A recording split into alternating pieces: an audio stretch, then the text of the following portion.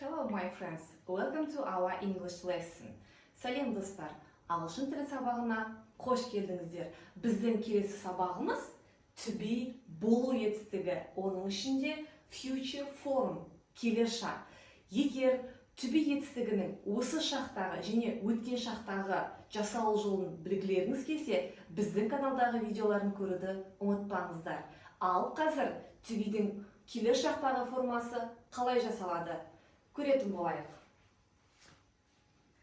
To be келер шақтағы ең маңызды көмекші етістік ол бізде will be, яғни кез келген есімдікке I, he, she, it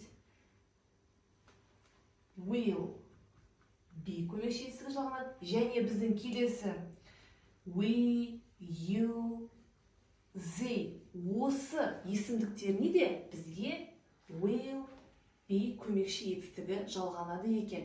Be бізде жазылады міндетті түрде. Және бізде осы to be болу етістігінің келер шағында өткен шақтағы сияқты зат есіммен бірге, сын есіммен бірге және үстеумен бірге осы сөз таптарымен де біз сөйлемді құрай аламыз. Ол қалай болады? Қазір мысалға қарап көретін боламыз. To be'дің келер шағына мысал келтірейік. Example, I will be a singer. Мен әнші боламын. Келер шақ деп атайып тұрғанда, яғни will be'дің бәрін біз боламын келер шақта деп қодырамыз. I will be a singer. Бұл жерде бізде singer сөзі, яғни зат есім болып тұр. Келесі, he will be rich. Ол бала бай болады. Бұл жерде rich, бай сөзі, яғни сын есім ретінде қолданып тұр. Келесі, she will be at the university. Ол қыз университетте болады.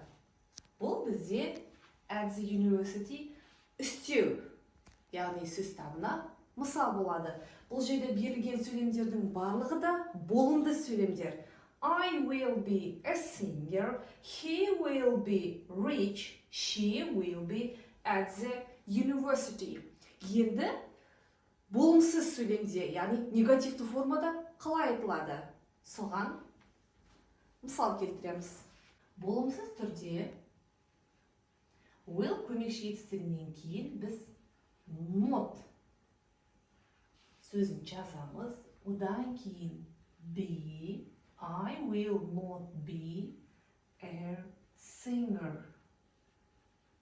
Осы жерде біз will not'ты қысқартып won't деп жазуға болады. Won't be a singer. Келесі, he won't be rich. Бұл жерде мен won't be деп, яғни will not be сөзін қысқартып жаздым. Яғни he won't be rich. Ол бай болмайды келешекте. Келесі, she won't be at the university. At the university.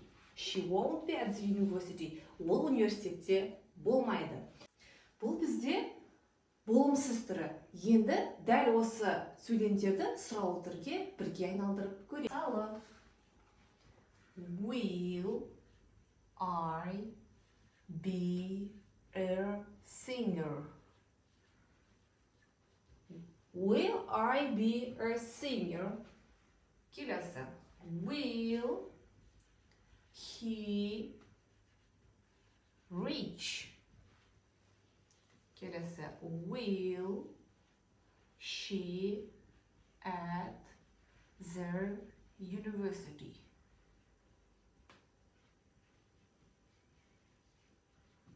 бұл бізде сұраулы түрінің жасалу жолы. Негізі кез келген осылай міне will деп бізде сұраулы түрі басталды ғой. Егер біздің сұраулы сөйлемімізде сөзіміз арнайы сұрақтан басталатын болса, бізде арнайы сұрақ will көмекші етістіктерінің алдына тұрады. Мысалы, who will be a singer? Кім әнші болады? Who бізде special question, яғни арнайы сұрақ. Осылай кез келген арнайы сұрақ бізде сөздің ең бастапқы түріне өтеді, одан кейін барып бізде көмекші етістік болады, одан кейін барып зат иесі немесе қалған сөз таптарын қолдануға болады.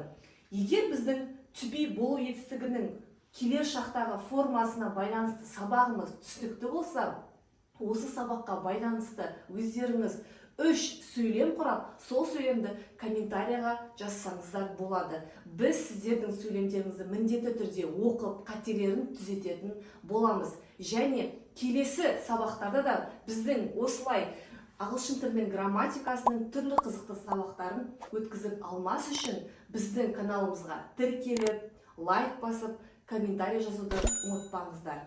Goodbye, my friends!